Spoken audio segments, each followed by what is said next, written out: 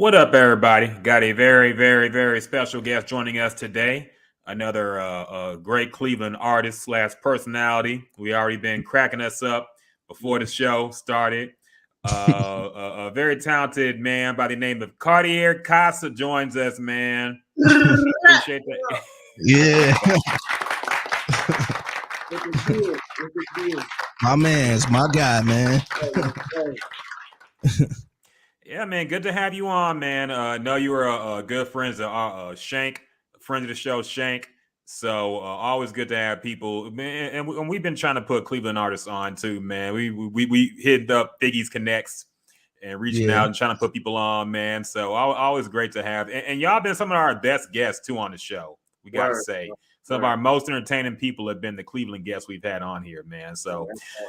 That's really awesome. appreciate you making time for us, bro. So man, how you been? Everybody been, it's been a wild time. We got missiles popping off and shit all crazy in the world right now. We done just came out this pandemic, and it's been different for everybody. So, man, how you been personally the last few years? I've been good overall, man. It's crazy. We just got out the pandemic and then here this go. You know what I mean? But Mhm. overall though, I've been definitely been cool, man. Just moving around, trying to make the best of it with this pandemic and just staying positive because that's the key, you know what I mean? But overall, yeah, I've been good, man. Miami been treating me very good, so everything been straight. Yeah. Okay, so you live out in Miami now? Yeah, so I've been living in Miami since like say like 2014. Oh, So okay. yeah, and I actually, you know, I say for maybe the last 6 months or so, I've been halfway in Cleveland, halfway in Miami. So I still got like a spot in Cleveland, then I got my condo in Miami. So yeah. So that's how it's been going for the last about six months or so, 6, 7 months, I say. Yeah. Okay, yeah. okay. You already sound like Killer Cam, man. Hey man, listen, In Miami,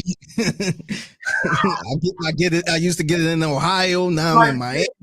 hey, look, man, wherever the money at, that's where I'm at. You know what I mean? Wherever the money flowing, that's where I'm at. And yeah, Miami been showing me love forever, and I love them back. You know what I'm saying? I love doing the Death Seas twice a week, and that's been my best shit, man. So we could cuss, right? That's cool, right? Yeah.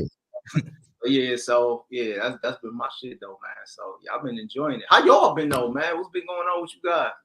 Man, we've been trying to get it too. We in H Town, so you know how it is, and we talked about it before, man. Just getting it in the media shit, man. Yeah, Doing our yeah, thing. stepping in. That's what's up. That's what's up. Grinding, man. Same thing, different day. But we just grinding through, trying to make it, man. But you know how it is. That's a fact. Uh, Yeah.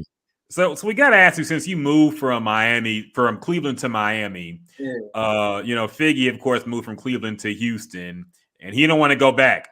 Right. He 10 toes down in H Town. Fact. So I gotta ask you, man, like, how does the environment in Miami differ from that in Cleveland, like artist wise and everything? Of course, there's beautiful beaches and all that. We know Yeah, that. that's But a crazy question, man. Yeah, I'm like, Hey, you heard Joakim Noah, man. yo, Ain't nobody talk about taking a vacation in Cleveland. Hey man, it's a chance to boost Cleveland up, though, man. I was giving him a chance, man. People be Yeah. shitting on Cleveland. I'm gonna throw Cleveland forever home. You know what I mean? It's just I'm gonna tell you, man, Miami, outside of like the beaches and shit like that, it's like it really is a lot of unity in Miami, man. It's like a lot of unity, and it's like you hear that outside of Cleveland, it's a lot of it's a little more unity.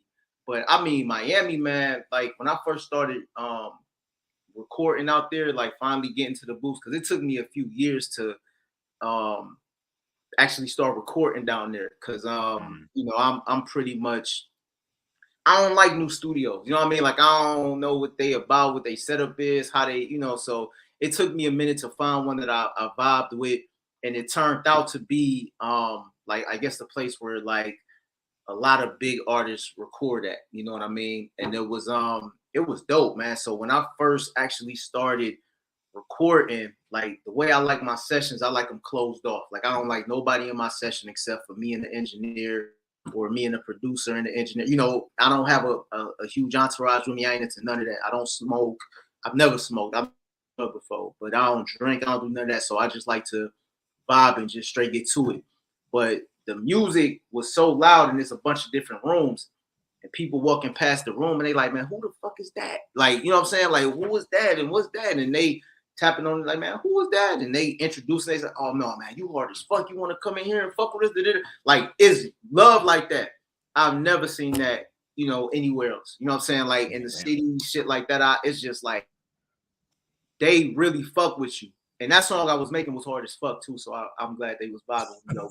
I'm like, you know how like when you go somewhere for the first time, you like, nah, I gotta come crazy because that's how I'm thinking. Like the new engineer, when you leave, niggas talk. I don't want them to be like, man, this weak ass nigga from Cleveland. You know what I mean? So I'm like, yo, I'm about to come crazy. So I came with a hard beat. Everything was hard, and everybody walking past fucking with it, stepping in like, hey, and I'm like, man, they embraced it. And yeah, so it's a lot of culture down there. You know, like if we talking just differences between, you know, Cleveland and Miami, I mean, the cultural difference is ridiculous. I mean, you're gonna see every nationality, everything you can think of is down there. Is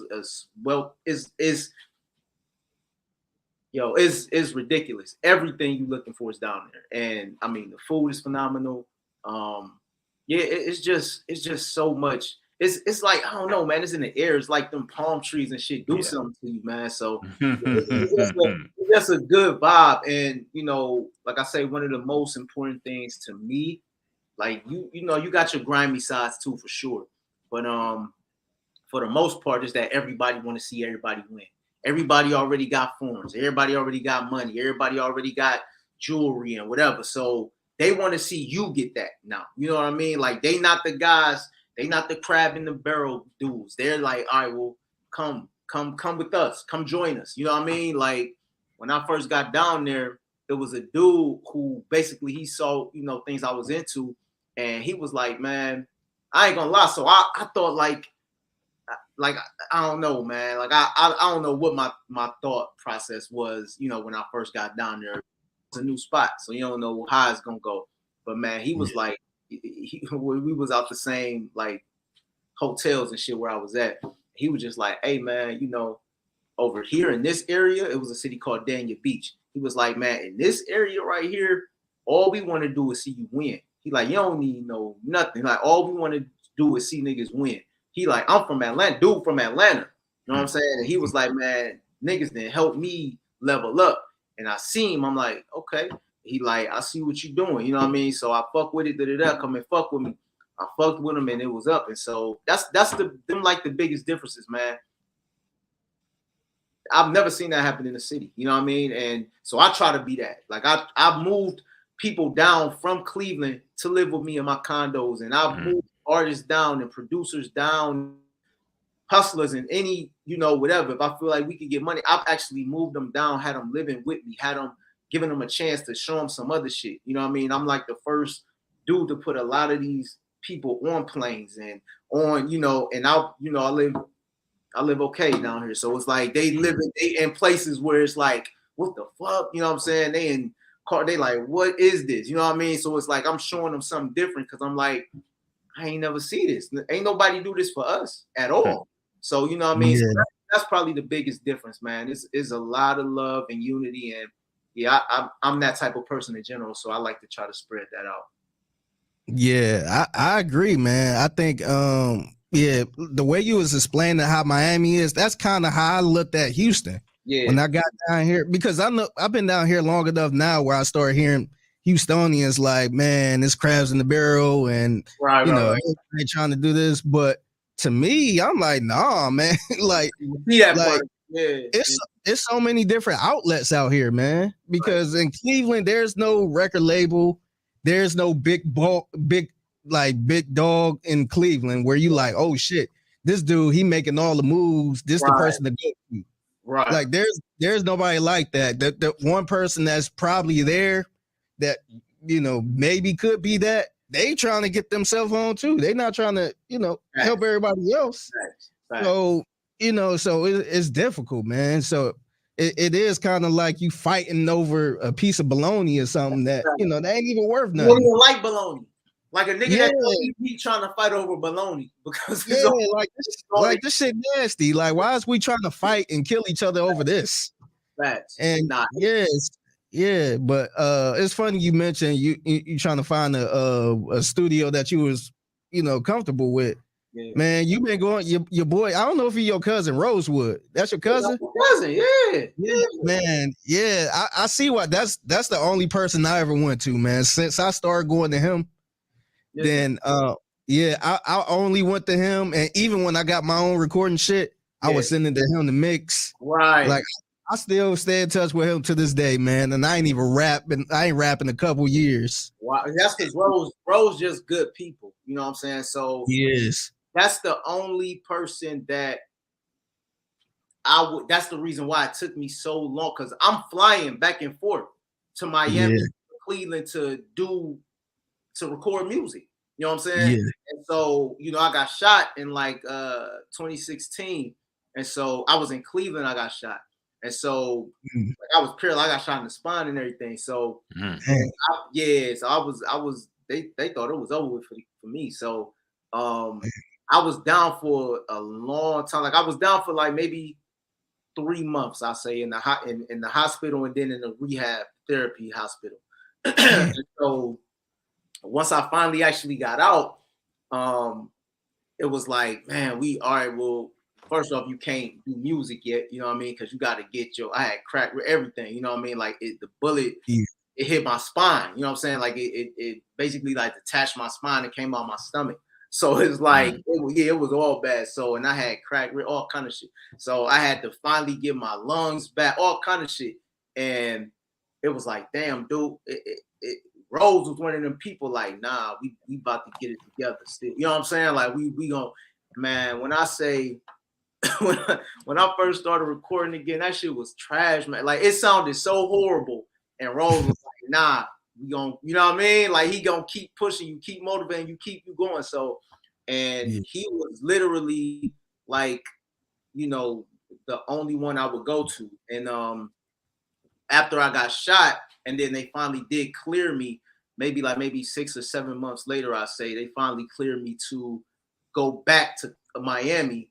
Because like I said, it happened in January, and I ain't get back to Miami to, I want to say damn near like June, like, you know what I'm saying? Like something like that, maybe a little earlier, but like around June.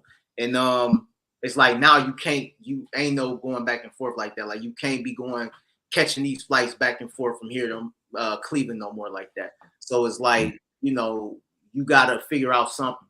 And so he was like, well, you could get a studio, like a little laptop and get a mic, and then I could just do it from here, and you could. I'm like, man, dude, I'm not doing it. Like I'm not about to do all that. You know what I'm saying? So it was slow for that shit, but so it took me a long time to get in that comfort zone, and then it didn't last long. I ain't gonna lie. Like I said, I started recording there in Miami. I missed road shit so much that I probably recorded down there for 2 months, man. Maybe 2 months, 2-3 months on and off. And I was like, nah, I need my sound, because Rose got my sound. So man, it's either Rose or my young boy Polaris. That's who I go to now. Polaris, man. That's my man's. Yeah. So I had him up under Rose though. You see what I'm saying? So that's family too. So I had Rose, like Rose damn near teaching Poe how to do it. You know what I'm saying? Yeah, he was like kind of interning with him. Exactly. So he's the second of that. You know what I mean? So it's like, okay, perfect. Yeah. So yeah, them the only two people that I will ever record with. Like as far as engineering my shit, now features or whatever, that's something different. It's your songs or whatever. But my music, my actual projects and shit, nah, it's them two for sure. But Rose, man, Rose ain't. I love Rose to death. He's he's just a good dude. Yeah, I started going to him in like 2011. I want to say 2010. Wow. And this was when he had the fucked up computer and shit. He was charging like $20 an hour. And we was like, damn, this shit sound amazing. And now this nigga got a full blown studio. He fucking recording dope. What's his name? Doughboy. Yep. I'm just like, man. I'm proud of him, man. I'm proud of him, man. It came a long way. Rose in the mix, man. Rose do a lot of shit, man. Rose is he's an official. What you want to call it? What the fuck? What you call them niggas now? Like when you in the game now, you know what I'm saying? Like you officially in the game, you know what I mean? So he's he kind of like a damn. I don't want to say A&R or something or engineer. I mean, a little bit of everything because he got the ear, you know what I mean? Like the dude got the ear, like that's how you make everybody shit sound so good. He one of them dudes that really can, like you say, you had the fucked up computer. He can take a little bit and make a lot with it, man. Like that nigga. Man, he helped me get my studio together, man. Like what engineer do you know would do that? Because he could have been like, nah, fuck that. Just keep paying money to fuck with me. Yeah, he helped, man. We went to fucking Micro Center to get a computer. He helped me with the mic. He told me what mic to get. Man, he set it up. Like that was down there my computer, man, at one point. Let me tell you, man, you gonna be hard pressed to find people that genuinely give a fuck about you. You know what I mean? And because it's like this though. Don't get it fucked. There's like if he sends you a fuck nigga or you know what I mean, something like that, he ain't bothered. Yeah. If he senses you got that good energy and he see you a good dude, oh no, he rocking with you for sure. You know what I mean? Yeah. So that's what that is, man. You got good energy. You always had good energy though. Like you be hard to find people who don't fuck with you. Seriously, you know what I mean? So knowing you and seeing you and shit, like, come on, man, you a lovable dude. You ain't never came off as anything other than who you are, and he senses shit like that, and so that's why he fucks with the real genuine dudes like that for sure. Yeah, man, that shit tough. That's a price. That's a tough price to come with it, man, because niggas start using you, man. Niggas start being on some other shit. Some Jake shit, and it's just like, all right, man. So I'll be dolo now, man. I'm a family man. I'll be dolo. So that's good though. Hey, listen, man. A nigga who can't by himself is a nigga who really can't do too much. You know what I mean? Because at the end of the day, it's like niggas be too concerned with having a whole crowd of niggas, and it's like, yo, a lot of these guys are not here for the reasons you think they here for. You know what I mean? So, hey, man. Ain't nothing wrong with that. Ain't nothing wrong with being dolo. Family man to yourself with your squad of people that you actually genuinely connect with. That's what you want to be around. Yeah, for sure. Yeah, exactly. But I gotta ask you, man, what's the scene like in Cleveland? Because the last time we talked to Shank, let me say this first. The last time I was there, a lot of people was rapping. The style was like rapping like Migos and you know niggas. That was kind of the wave when I was there. I'm like, what the fuck? So I'm rapping over these beats, but I'm putting my shit on there, but the shit is kind of like Migos ish. So but you gotta think, right? All right, you said the last time you was here was a minute ago. This was 2015, 2016, somewhere around there. Okay. That was the style. So when we had Shank on in 2020, the end of 2020, he said niggas was rapping like Detroit, like had a Detroit style. That's exactly where I was going with it. That's the style in Cleveland is Detroit now. It's like wow, you know what I mean? I done call myself coming a little Detroitish fucking with niggas because I don't really listen to like I don't really listen to Cleveland music like that. Because I've never really did like that though, like, cause a lot of Cleveland music really wasn't dope to me, and I like dope music. So the artists that I listen to in Cleveland are really dope. You know what I'm saying? Like Shank shit was really dope to me. You know what I mean? Like outside of being family, you know what I mean? It's like that shit is fucking fire. You know what I mean? And you got artists who are really hard and even people that I used to fuck with that I've done business with, it's like they shit is hard. You know what I mean? So even you got like artists like Knicks. I don't know if you even was hip to Knicks or Sean K. Like these are hard ass Cleveland artists. Like, you know what I mean? Like hard. Yeah. It was like fucking Kip Stone. Like I like good artists with artistry. I don't care if you a trap rapper. I don't care because I listen to everything. You know, I listen to Sade, I listen to Adele, I listen to fucking Blink 182, I listen to goddamn. You know what I'm saying? Like it don't matter. I listen to every Google Dolls. Some make some of my favorite albums. Dizzy Up the Girl, probably one of the greatest albums ever created. I listen to you know, Adele, whatever. So I listen to everything. So I love artistry. Kid Cudi's, you know, probably the greatest artist to come out of Ohio. You know what I mean? So at least, I mean, I can't really think. He definitely top 3. So it's like these are like, I like great music. So it don't really matter. You know what I mean? Long as it's great music. But when it comes to what Cleveland is doing right now, they definitely got some cool music or whatever. Like they got some cool artists for sure. But yeah, a lot of the sound right now is more tailored towards like the Detroitish type of shit. But we right next door to Detroit. And the one thing about Cleveland that Go ahead. It's an Unfiltered podcast, man. Go ahead, spill it. Yeah, I mean, you know what? The one thing I would just say about Cleveland, man, the reason why I really never really fucked with their sounds, because our sound was so cheese to me. Like our sound was weak as fuck. I didn't like our sound. Like our sound was whack as fuck to me. Like outside of Bone, like if we would have like that fast shit, that was hard if done right. But other than that, we had this like this whack ass type of sound, man, that I just was never. We call it the cat rap. Yeah, like it ain't even like, because if you do cat rap raw, it's cool, but it's like it's that sound. Like you would know it if you hear it. I don't want to disrespect nobody by. I know exactly what you're talking about. You know the sound though. You know what I mean? That shit is terrible. And it's like when you a real artist, like I'm New York shit. I'm listening to down south shit. I'm listening to everything. I'm a lyricist. Like I might bring it down because I love to do hooks. I love the hooks.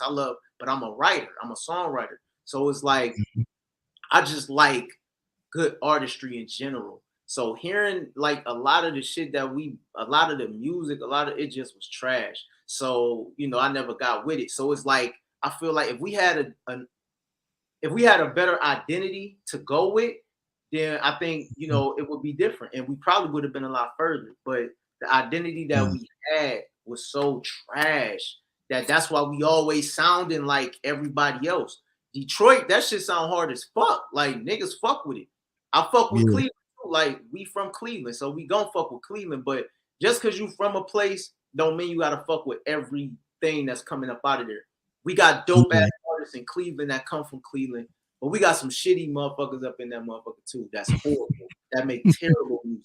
But what city can't say that? Every city got some. I'm sure Detroit got some shitty rappers. They feel like. I'm sure Houston feel like they got some shitty rappers. I know for a fact Miami feel like it because they tell me all the time. So you know, every city feel like that. The only difference I see is at least you know they have a sound that you know can be dope. You know what I mean? I feel like our individual sound was never really dope to me like that. That shit, but that other shit, no, I wasn't never feeling it. That's kind of the problem I've been having too, because once I moved down here and people say, "Oh, you from Cleveland?" They always ask me, "What's the Cleveland sound?" And I could never explain it. The only thing I can say is maybe kind of Kid Cudi, early Kid Cudi, and probably Chip the Ripper, maybe. If Kid Cudi was the fucking sound, I would love that for us. Like, if that was the sound, but you gotta think, don't nobody do that. You know what I'm saying? Like, they don't do that. They don't. I gotta ask y'all real quick because I've always been wondering this too. Did Cleveland really fuck with Kid Cudi like that coming up? Because I feel like it wasn't really until the Kanye co-sign and all that he really blew up. So was he really popping out there? To be honest, I was around people when this was back when 106 and Park was around, and he was on 106 and Park, and that's when I think a lot of people realized this dude was from Cleveland because he ended up mentioning Cleveland. So they're like, damn, this was around when Day and Night was hot, and they was like, damn, he from Cleveland. So I remember seeing a lot of people saying that, and it was kind of shocking. I think at that point people was kind of on board, but I don't think people was really, he wasn't like the hot dude in the city. I don't think people really knew who he was. Nobody fucked with Cudi. So like now, when this how much niggas did not fuck or know about Cudi. When Cudi came out with Day and Night, again, here I am. I love artistry.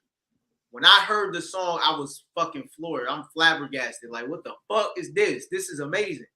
I find the instrumental and I do the song over. You know what I'm saying? Like I do. Niggas thought I made Day and Night. Mm. You know what I'm saying? Like, niggas thought I made Day and Night. I'm like, no, dog, that ain't me. I'm like, that's this artist kid, Cudi, he artist fuck. They thought he was weird. They thought he was corny. The nigga from Shaker, they ain't want to give him, you know what I mean? They ain't want to give him the Cleveland. Yeah. But he repping Cleveland though. You know what I'm saying? Cleveland and Shaker right next to each other. So I'm like, damn, this is when. So I guess Cudi making his bones in like Brooklyn and all this other shit. So he's becoming that nigga, unbeknownst to Cleveland, right? So EV, the nigga, the DJ EV. Yeah, so he know though. You know what I'm saying? He know the vibe. So he got the nigga on I can't remember what the name of that tape was. But it wasn't Bitch I'm from, it's not Bitch I'm from Cleveland. Yeah, I think it is. It's Bitch I'm from Cleveland. Was it? Okay. Yeah, I think it was Bitch I'm from Cleveland. And he was on one of them. And so everybody, you got Shank on there, you got Rip, you a Chip on there, all them niggas and shit. So the nigga out of all of them, you would think he would be the guy, but he wasn't. Niggas thought he was weird. Niggas thought he was this, that. Niggas was hating on him. So it's like they ain't had no love for the nigga for real. You got niggas who, the hometown heroes. You know what I mean? He's from the hometown, but his entire swag is something so different. It's niggas like me who will respect it. Because niggas who really into, like, music, you know what I'm saying? Really into artistry, really into artists who are talking about something, who's making good music. You know what I mean? Like, it'll take a nigga like me that'll be into that shit. These Cleveland, man, we got, you know what I'm saying? Niggas is gangsters and killers and murderers and fucking drug dealers and robbers and all this nut shit. They not trying to hear nothing Cudi talking about. You know what I'm saying? They not even trying to look at a nigga who look like that. So, no, man, they did not show Cuz no love, man. I remember I seen the nigga, I seen him in Solon at an autograph type. I don't even think it was like an autograph because I got his autograph. That's why I thought that. It was like he was just coming out of a record store in Solon. They had like a plaza in Solon and shit. And I'm like, they like Cudi in there. And I'm like, what? Because niggas knew I fucked with Cudi. It was like I was whatever bitch I was fucking with at the time, and my nigga like Cudi in there and shit. I'm like, Cudi, like, get the fuck out. Like, he ain't about to just randomly be in here. But this was like early when niggas really wasn't. And I see him like, I'm like, Cuz, I'm like, man, I fuck with your shit, man. I'm like, you hard as fuck. I'm like, can I get an autograph? I actually got an autograph from the nigga when he was like, you know what I mean? Nothing really that a nigga would ask a nigga for his autograph. Yeah. And I went on my way to do that because I really wanted this nigga. I didn't know if he was gonna blow it or not. I ain't know none of he wasn't. I don't know if he was fucking with yet. I don't know. But I'm like, man, I just want a nigga to know this shit hard. That's like my nigga Sean K. Like, is you into Sean K at all? I heard of him, yeah. Yep. He's trying to get the. I tell that nigga all the time, like, man, you're on that type of level. Like, you just don't got the accolades yet. But I see that for you now. Like, nigga, you are one of them. You're stellar. You're amazing. You're something fucking else. You know what I mean? So it's like, I just love that. But to answer that question, no, man. Cleveland did not fuck with Cudi, man. We did not show, they did not show this nigga no love, man. Like, so you might even hear it in his lyrics and shit where it kind of feel like damn, niggas ain't show me love. That's us. Nigga, Cleveland did not show that nigga no love at all. None. And it took the Kanye shit. And then even now, a lot of niggas don't they don't fuck with that type of music from him. You know what I'm saying? They like Cleveland niggas, they fucking with Gucci. They at that time it's the Gucci, Jeezy, you know, that type T.I., that type of shit at that time.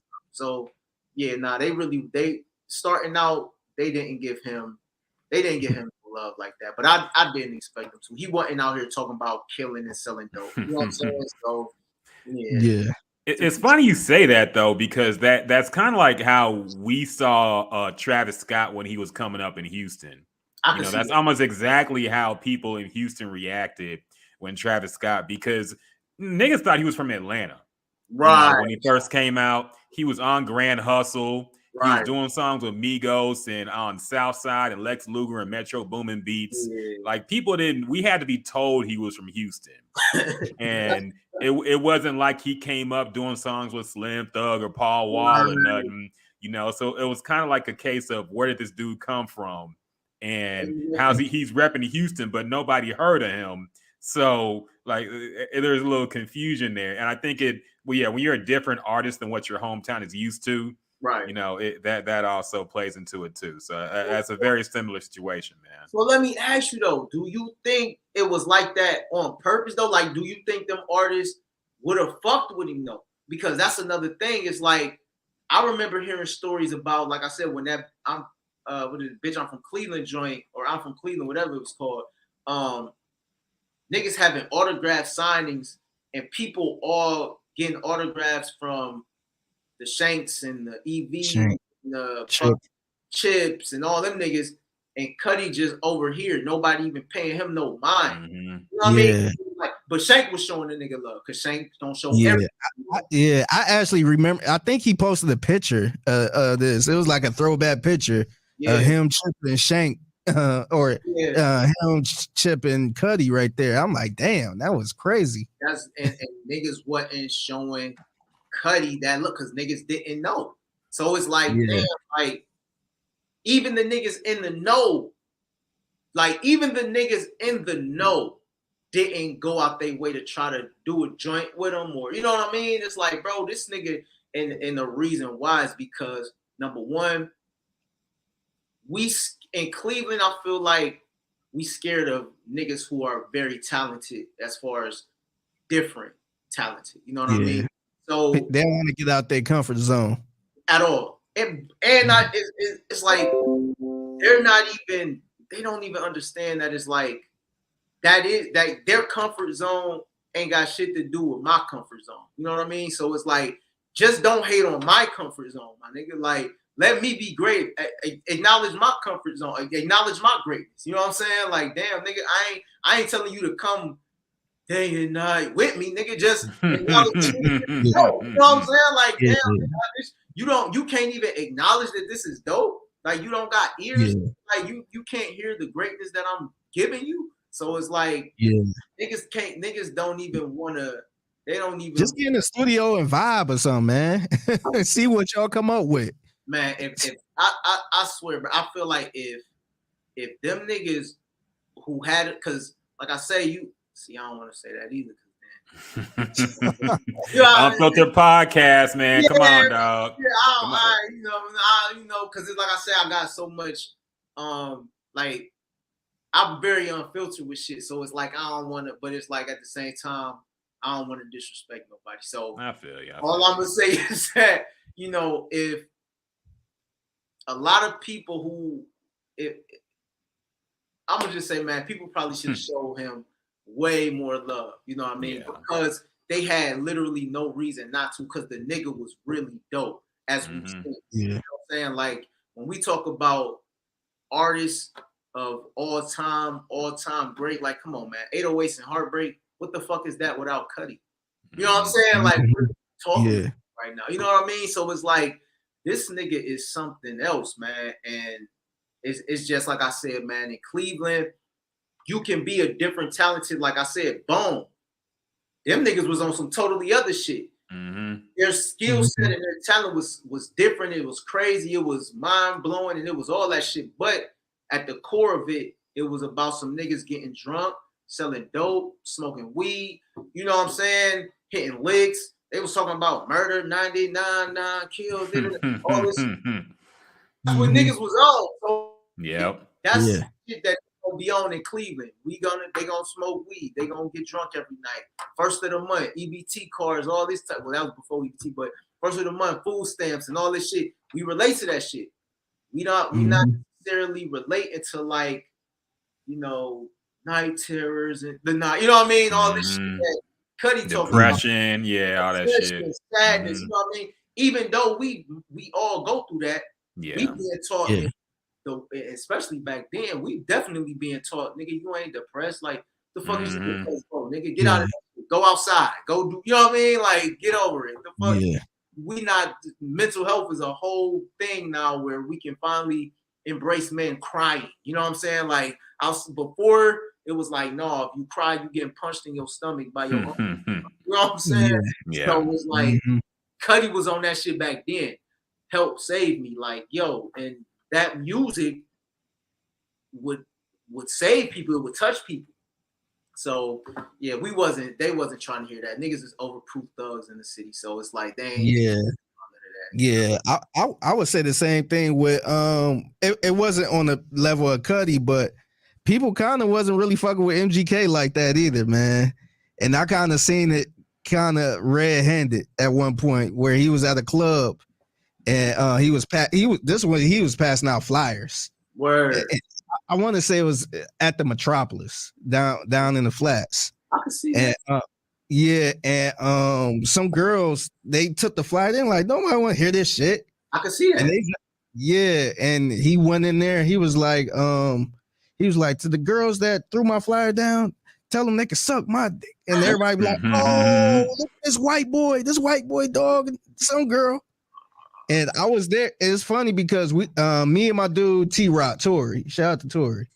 He was he wanted to see MGK. I'm just like, all right. So we was there. He was kind of doing his thing and shit. And I remember seeing him around in the hood a couple times. Right. I thought, where we from. Right. If you see a white person in the hood, it's like, who the fuck is this? This got to be a teacher or some shit. But he with the niggas though. He ain't out here on some J shit. He like, no, the mix with the niggas. You know what I'm saying? Exactly. Yeah. So but it was kind of a similar level with him, but he still kind of came back and showed some love. He ain't do the Cuddy where he said, you know what, I'm out here in New York now, man. So fuck you. Yeah, he ain't do that. He definitely. Yeah. I'ma always fuck with Kills because, okay, so we had a label back in the day called 100, and when I remember that, and 100 smashed the city so crazy, so quickly, and because me and my right hand at the time, Jay Pretty, we we was doing okay for ourselves, so we was shoving money into this shit, and we had an artist and shit, and we was putting money into him. We buying equipment. We buying, we funding his whole life. You know what I'm saying? He was like a culmination of me and Pretty. You know what I mean? Like, we showing him how to toy, peeping our whole swag with everything. He was like a little corny cuz that was like, little kid that was, he was probably like 19 or something like that, but he just like stayed in his basement making beats all day. You know what I mean? That's all. I know who you talking about. I forgot his name. Yeah. So he would do that all day. So me and Pretty out making moves and stuff. So it was perfect because at the time I was rapping too. But it's like, well, we got this little dude. He got this like kind of weird look about him where it's like this a go. You know what I'm saying? We could market this. His beats are fucking phenomenal. You know what I mean? And I could just write for him if anything, or worst come to worst, if it's whatever, we'd just do it like that.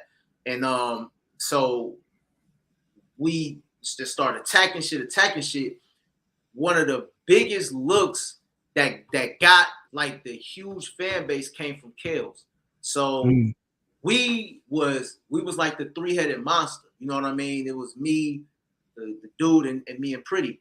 And so it was just us three.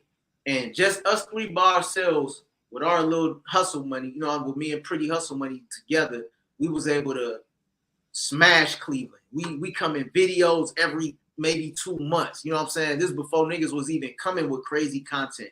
We passing flyers out. We everywhere. We doing everything. So I'm like, boom, we gonna start we trying to get everybody on his beats because his beats was so crazy. So I'm like, man, how can we turn it up a notch? You know, Shank, he's the biggest trap rapper in Ohio. So this is my family. So I'm like, hey, I got an artist. You know what I'm saying? We started a label. Me and Pretty started a label. I need you to get on a joint with him. He ain't want to do it at first. You know what I'm saying? He was a little, he like, not him. I'm like, nah, trust me, because he got beat up and shit. Because he was a weirdo. You know what I mean? He was doing. This was prior not to my knowledge. You know what I'm saying? This was before. I heard the stories, man. Yeah, you know what I mean. So it's real bad stuff. But I don't want to shit on nobody. Yeah. But I'm saying all that because once I knew I say Shank. Once you do this, this is going to bring a whole new light to Cuz. You know what I mean? Like, this is going to help. You know what I mean? And this is also going to help you because the song going to be hard. So it's like, it's a win-win. Like, shit, you can't knock a good song. So he went with it. The song was fire as fuck. It went up. That was the next stage. The next stage after that was Kales. He showed us love, man. He came through to the studio with us. Came to our studio at the time. It was like I say, my studio was always Rosewood Studio, but the studio where our artists like to record at was another place. And so he came through there, writing, and just did the song with us. So they did the song together, man. He fucked with the song so much. He fucked with what we do so much. He because even before that, he invited us to we had went to a video shoot, and the way we kicked it was because we never really give a fuck about fraternizing with everybody. You know what I mean? So we'd go pull up all the cooler spots, dap who we needed to dap, show love, and because we ain't too good. We fuck with everybody, but we don't like to just being around too much. Dap everybody up, and we leave. After we leave this video shoot, and then Shank hit us. He like, where the fuck y'all go? Y'all left. He hit us like maybe an hour or two later. I'm like, yeah, we left. He like, I got somebody want to holler at y'all. It was Kales. So we like, oh shit, that's crazy. You know what I'm saying? So he like, man, y'all come down to this studio that we got. We go down to his studio. This is like downtown in those brownstones and shit. We kick it with him. We get a good vibe. It's like hella people down there. They showing us love. So then a little bit of time passed. Boom, make the real connection. He come down to the studio. Cuz record that. They make some fucking crazy shit. Pretty made the hook. Like it was crazy. So we put it together. I'm like, man, this shit nuts. So we he agreed to shoot the video for the shit. So we like, damn, this nigga shoot the video. So we get promo, we get the shirts made up and shit. Like this shit was crazy. So then we had EST Fest. He invited us to come to EST Fest. We go down there. Man, Kales, when I say we put that fucking video out, it was fucking over with, bro. It was like Kales has such a fan base that if Kales do a song with you and Kales like you, his entire fan base is about to blow you the fuck up. And that's exactly what they did. It was like overnight. Shit just went crazy. And I mean, we end up starting having meetings with all different labels and shit. Him and Pretty going out to do the day-to-day shit with that. I mean, it was motherfuckers was close to where we needed to be, and before it, not even before we realized who people were, because we already realized it. It's just when you got so much money invested in something, it's like, damn, you don't want to just let the money go. Like, damn, we done bag into this shit. And now, you know what I mean? But Kales gave us that look. I mean, he embraced us. He embraced what we did. He embraced 100. Like, even in the song, he like 100. You know what I'm saying? Like, he embraced our label. He embraced what we had going on. And it's crazy because today, just earlier, this guy named Russell, this cool ass white dude, he got hip to us through Kales. He literally just hit me up today random as fuck. He just hit me up today and sent me this song that me and Dude had made. And he was like, this is where it all started. This is where I first got hip to you from. Outside of Dude always saying y'all names because he would rep us in the songs and shit. You know what I mean? Like, these niggas getting them, all that type of shit. So he like, man, this is the song that I first realized, like, damn, you rap and shit. You ain't just the money rap. Yeah. Like, damn, that's crazy. That's crazy that he just hit me up today and we're talking about Kill. But yeah, Kills, he came back and showed everybody love, man. You could tell he's a solid dude with that for sure. For sure. Yeah. I kind of want to stick with you talking about the whole label thing because not only you a rapper, you was a boss, man. You was a CEO. Right. So I just want to know how difficult was it to have a label and control different artists and stuff like that, man? Because me personally, I couldn't do it because it's hard, you know. It's like I don't want to disrespect nobody and say it's like watching kids and all that shit, but you know, you literally are controlling, you know, some other grown men. Yeah. And trying to get stuff together. And then sometimes, you know, personalities don't really match up right. So and then it's like, what the fuck? So how difficult was it for you personally? So I got a label now. It's called Champagne Circle. And it's just me as an artist. And I run it and all that. Because like with 100, you know what I mean? Because it's so fucking, it's like we had a couple different artists. Like it's funny to think about that shit now. Like, damn, when you just said, I'm like, damn, we actually did have like, and there's a lot of dudes in this who got they look because of us. Like, you know what I mean? That they kind of started with. And so like it's if the artists are, you know, solid, then it's easy. But it's like the thing with us, we weren't just like on some CEO shit and management shit. We was like your life. Like we motherfuckers don't, like, I don't know how to put it. It's like motherfuckers don't do the shit that we was doing. You know what I mean? Like we was actually pretty moved. He moved that our artist in, our first artist. He moved up in his house. You know what I mean? Set up a home for him. You know, like I said, we bought all this equipment and all this shit just so he could work 24 hours a day. You know what I mean? We buying your clothes. I'm buying your grill. We buying your jewelry. You know what I mean? We buying your food. We buying your alcohol. Man, my alcohol bill for Duke was crazy. You know what I'm saying? Like, damn, every time I see you need some fucking money. I'm a, you know, like I said, now I don't really drink.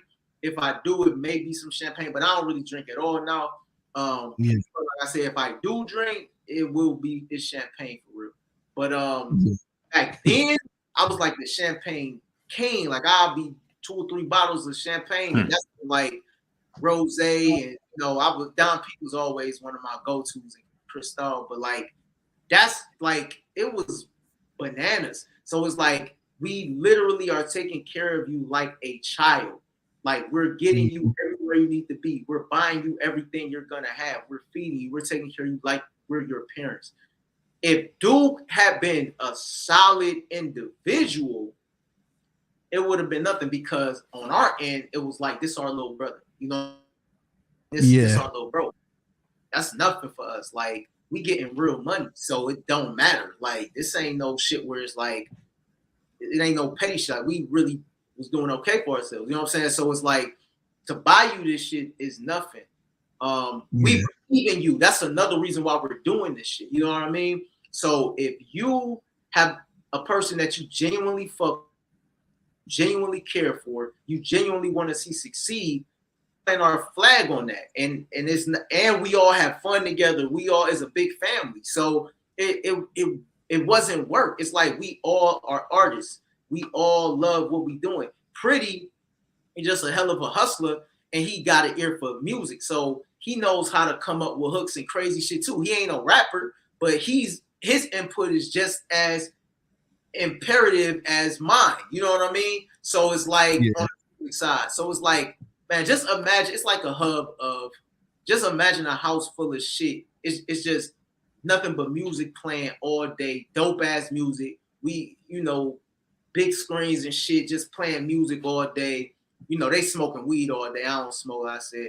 But they just weed all day, pretty girls around all day, and just nothing but creative. We in the other room. Hey, Casa, come here, come and listen to this beat. Then hey, look, listen to this hook I got. Listen to, you know what I'm saying? Like, that's it. It was just fun. It was a great environment. So when you got that type of situation, it's perfect. Unless it's a snake, and unless you're dealing with a snake, that's the perfect situation. That's how you want it to be. You know what I mean? Because it don't feel like work. It's not hard at all. But then when you add other artists after that, we kind of moved, more cautious because we invested a lot of money. We invested a lot of time. I'm talking about trips, Atlanta.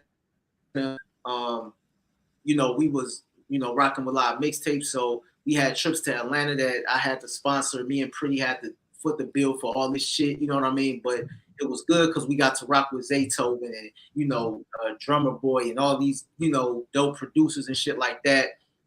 So that shit was good. But it's like I said, man, if you getting money and you really believe something and you really believe in the artist and the artist is actually solid and is dope, man, that shit is great. You know what I'm saying? On some CEO type shit. That shit dope. That shit hard as fuck for real. Like I say, though, we would have been there where we wanted to be back in 2014. It's just you gotta find. The key is finding solid individuals, man. Like if you gonna fuck with somebody, make sure they solid. If they solid, the rest is a go. It's easy because we all gonna hustle and we all gonna be talented. So the rest is easy. But yeah, I like it. I like this shit, man. I definitely like it for sure. Like it's dope. It ain't difficult. Man, listening to me being a former artist, man, that's so frustrating to hear because it's like somebody like me, I don't really drink like that either. I don't smoke. Right. Like all I want to do is make music and do whatever I can. And I'm not out there trying to kick it. I know sometimes you do, that come with the job, but right. Man, like so my little story is when I first met up with Pyrex, the producer Pyrex. Yeah, that's my guy. And we still cool to this day. But he so I remixed one of his songs, the Ray Jr. song, Same Crew. So I end up making a remix to that.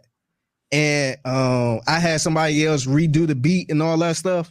Yeah. And I was posting it on Twitter and he randomly hit me up, was like, hey, I like what you did to my beat. Mm-hmm. I'm like, who the fuck is this? I didn't know who it was. Right. And then I realized, I'm like, oh, that's the dude that made the original beat. All right. And he was like, hey, I want to link up with you or something. I'm like, all right. And I'm thinking, I ain't really know the situation. And so I'm thinking like maybe it's this big time producer or something. Right. And he was kind of, still trying to grind, get his way in and too. And so I was going to be his artist. I was going to be one of his artists. Word. And that turned into me and him kind of just being cool and being more on, not like that's my boss or, this somebody I'm under, but it was more of a partnership, man, because it's like we had the same mindset of trying to, we wasn't in the bullshit. I had a regular 9-to-5 job, so I didn't need the money. He didn't have to, buy me clothes or anything like that. I'm just like, man, just make the beats. I'll make the raps, and I'll see what I could do about paying for videos. And I was in it to try to make it, man. But the part that was frustrating was, it was a 9-to-5 job, and it was a process. Like we couldn't do everything we wanted. We could just pick up and go to Atlanta. Right. Niggas had jobs. We ain't really have all that. So it's just frustrating when you see an artist that kind of piss that type of shit away. Man, it's like, damn, if you could have been focused, man, you could have been the biggest person ever, man. But you pissing all this bullshit that you ain't even got to do, man.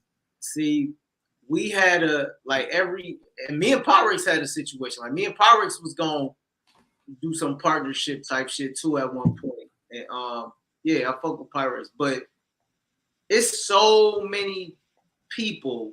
Like after that situation with 100, after dude squandered situation, that hit us like, man, I can't believe that. You know what I'm saying? Because like he went in hot. Well, I ain't gonna get into that part. Well, I'm gonna just as far as I'm gonna stick to music. So, I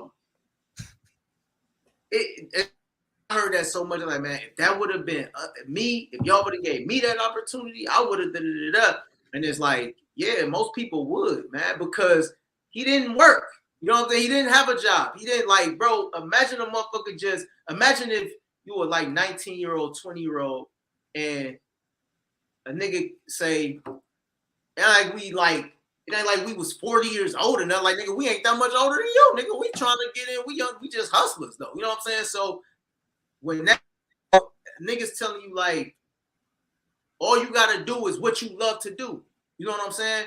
But you don't gotta do shit else. Just do this. He was focused. He was making beats every day. He was making songs every day. You know what I mean? So for the most part, he was 100% focused.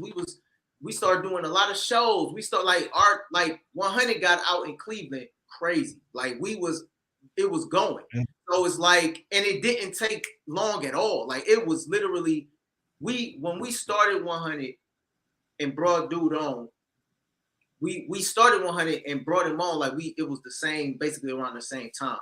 So from once we started it, man, it probably took about 4 months for us to get like a buzz. You know what I mean? And people to take us serious.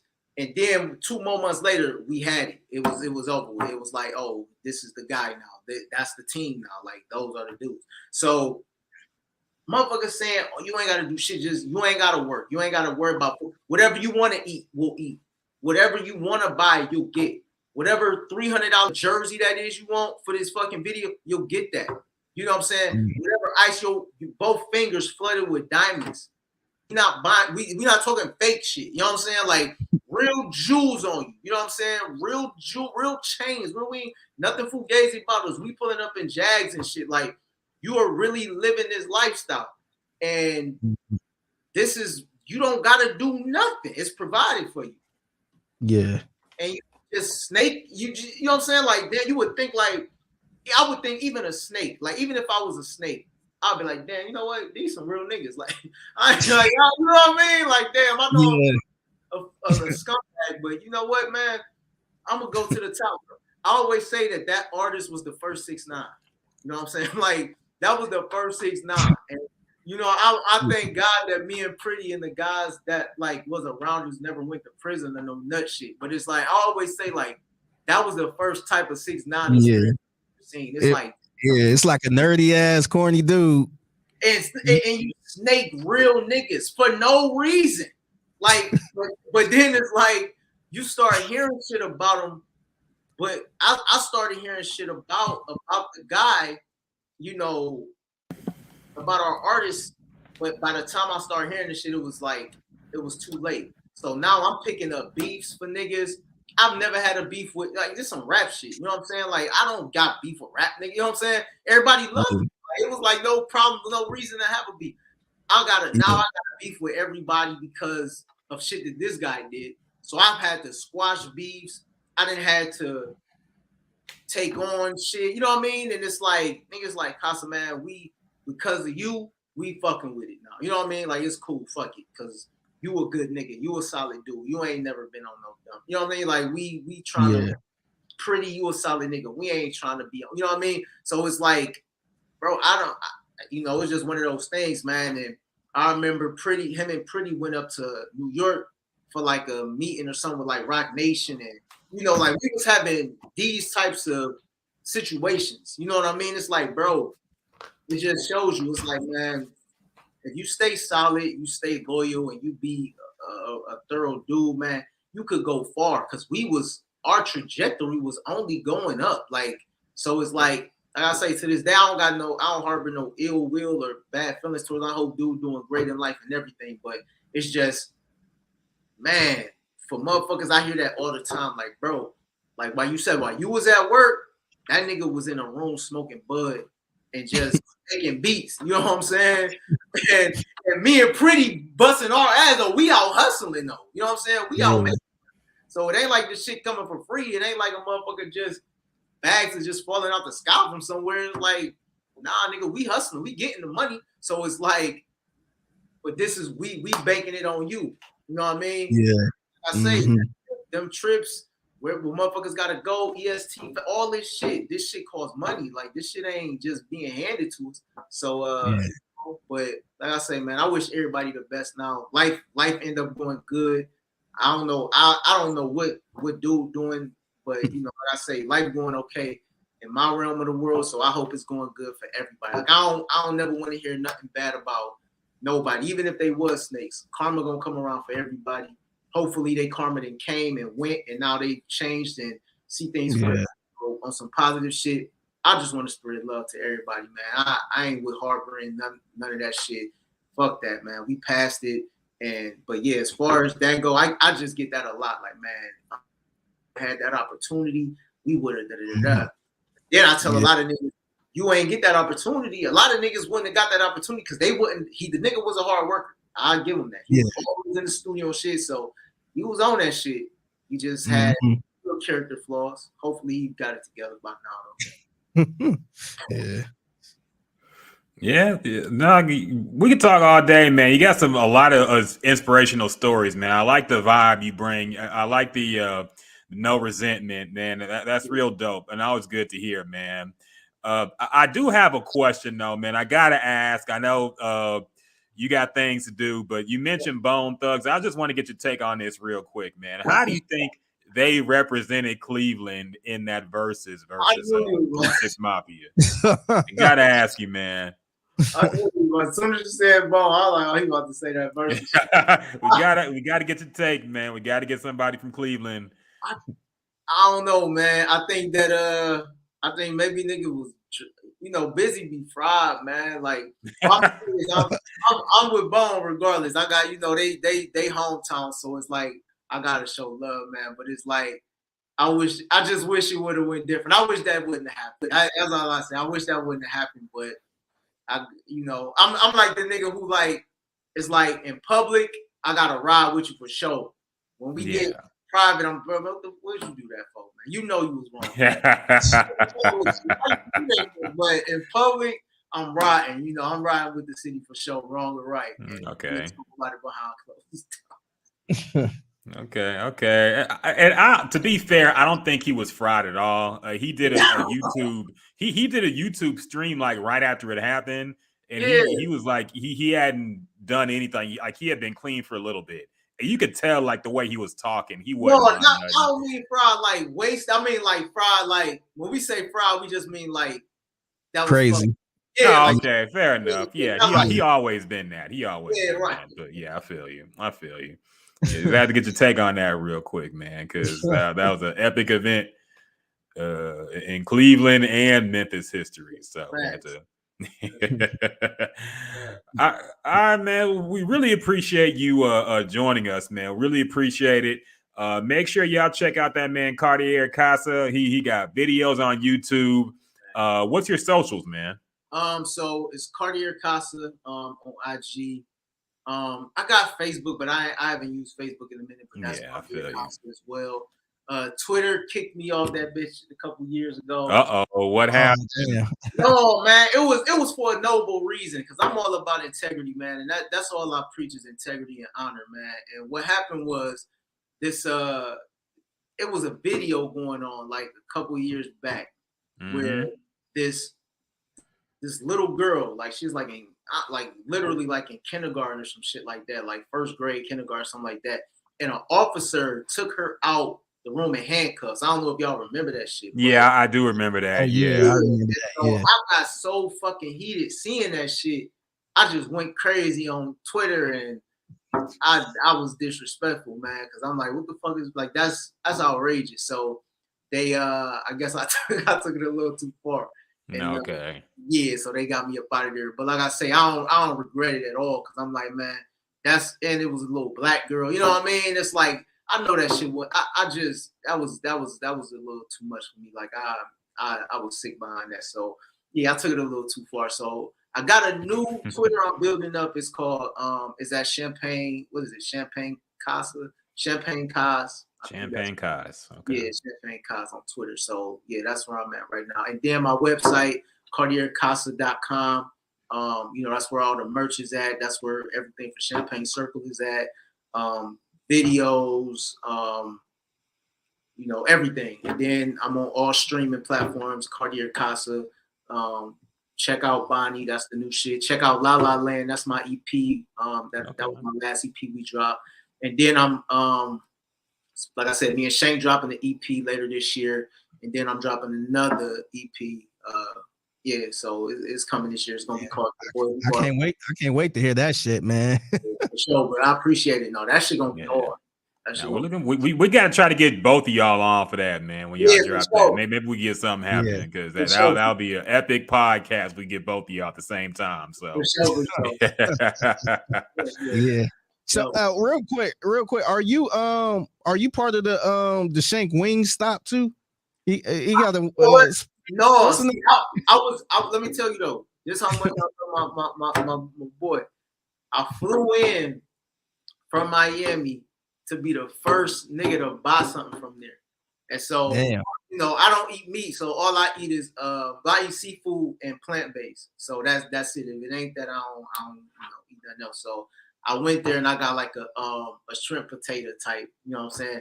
Just so I could, you know what I'm saying, hold my dog down to support, you know what I mean? So I'm in just to support.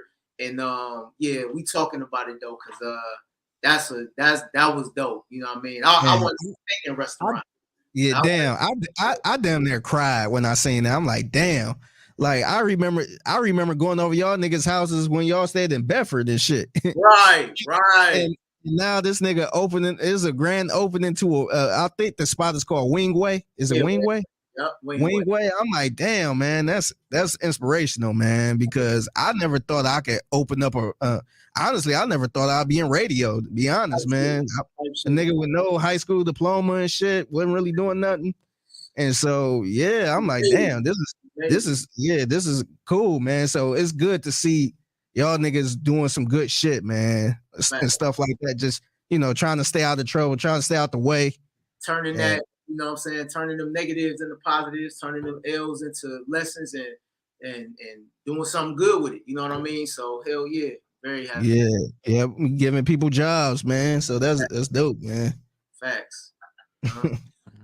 That's a good message to leave off with, man. Very, very uplifting. So really, really appreciate your time, man. Definitely got to do it again. Looking forward to all the new projects you got. Make sure y'all follow that man, Cartier Casa. Make sure you stream all his music on streaming platforms. Check out his videos on YouTube. They're dope. Another classic Cleveland interview in the books now. You keeping the streak alive, man. You keeping the streak alive. So we appreciate it, bro. Till next time, man. All right, man. Appreciate y'all for having me. You already know. All right, don't